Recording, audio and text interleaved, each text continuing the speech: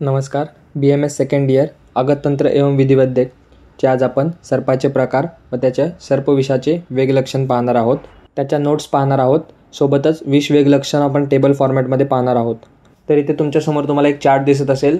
त्यामध्ये दर्वीकर, मंडली व राजीमान ह्या 3 सर्पाच्या प्रकारांना विविध क्रायटेरियानुसार त्याचं माहिती दिलेली आहे. जसं की ओळख, त्याला आज काय म्हणतात, त्याचा विचरण काळ, रसवीर्य, दोष प्रकोपता, सर्पाचं वय, ऋतू आणि त्याचे काही सामान्य लक्षणं. तर आपण एक एक पाहूयात. सुरुवातीला या 3 सर्पांची ओळख कशी केली जाते, म्हणजे तुम्हाला जर हा साप दिसला तर कसा ओळखायचा, कसं डिफरन्शिएट करायचं. तर दर्वीकर सर्पामध्ये चक्र, हल, छत्र, स्वस्तिक व अंकुश इत्यादी चिन्ह दिसतात. त्यानंतर तो फणायुक्त असतो आणि शीघ्रगामी असतो. त्यानंतर मंडळी सर्पाची ओळख विविध मंडलांनी युक्त असतो, चपटे असतात, मंदगतीवाले, अग्नी व सूर्य समान कांती असते. त्यानंतर राजीमान सर्पामध्ये स्निग्ध विविध वर्णाच्या तिरप्या रेखा असतात व ऊर्ध्वगामी रेखायुक्त असतो. थोडक्यात म्हणायला गेलं तर हे त्याचे एक्सटर्नल फीचर्स आहेत, म्हणजे तो कसा दिसतो. त्यानंतरचा पॉईंट आहे त्याला आज काय म्हणतात, म्हणजे आजच्या जगामध्ये त्याला काय म्हणतात. तर दर्वीकरला कोब्रा अशी रिलेटेड केलेला आहे. मंडळीमध्ये रसल्स वायपर आणि राजीमान क्रेट, कॉमन क्रेट. ह्याचे जर तुम्हाला डायग्राम्स बघायचे असेल तर ते तुम्ही इथे पाहू शकता. हा आहे कोब्रा, रसल वायपर आणि क्रेट.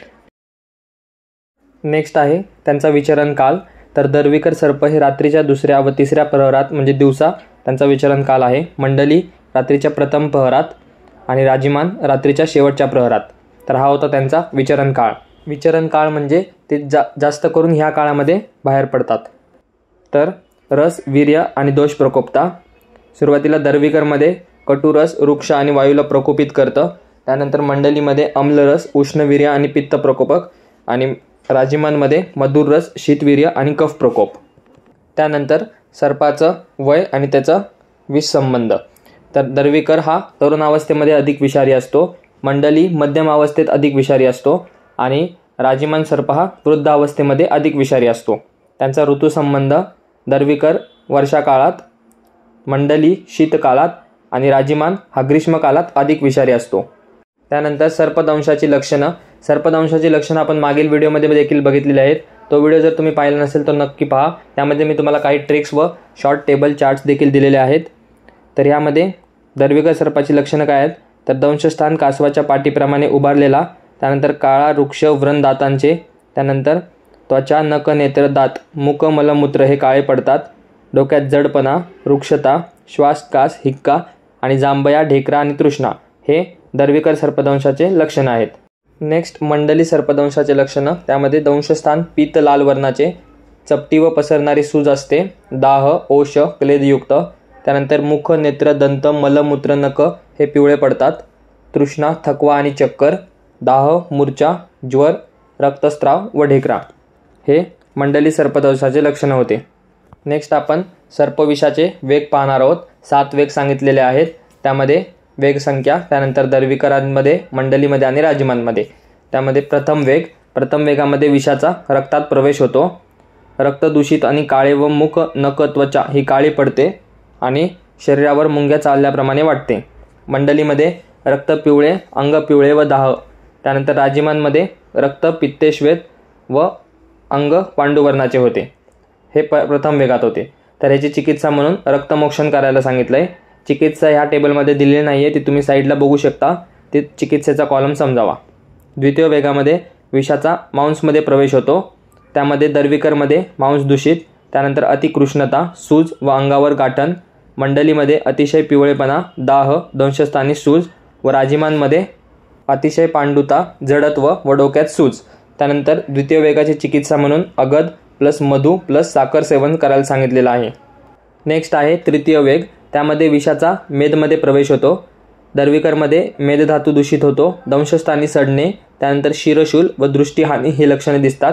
त्यानंतर मंडलीमध्ये दंशस्थानी सडणे, स्वेद आणि तृष्णा आणि राजीमानमध्ये दंशस्थानी सडणे, अंधत्व, स्वेदागमन, नेत्र, नाक, मुखातून स्त्राव उत्पन्न होतो. याची चिकित्सा म्हणून त्यांनी नस्यकर्म व अंजनकर्म करायला सांगितलं आहे.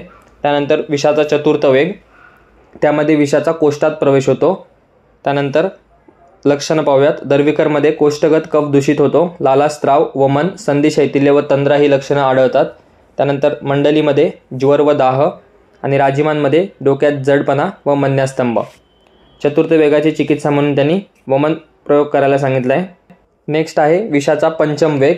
त्यामध्ये विषाचा अस्थिमध्ये प्रवेश होतो. त्यानंतर दर्विकरमध्ये लक्षणं प्राण, अग्निदुष्टी, दाह, हिक्का, पर्वसंधीमध्ये शैथिल्य.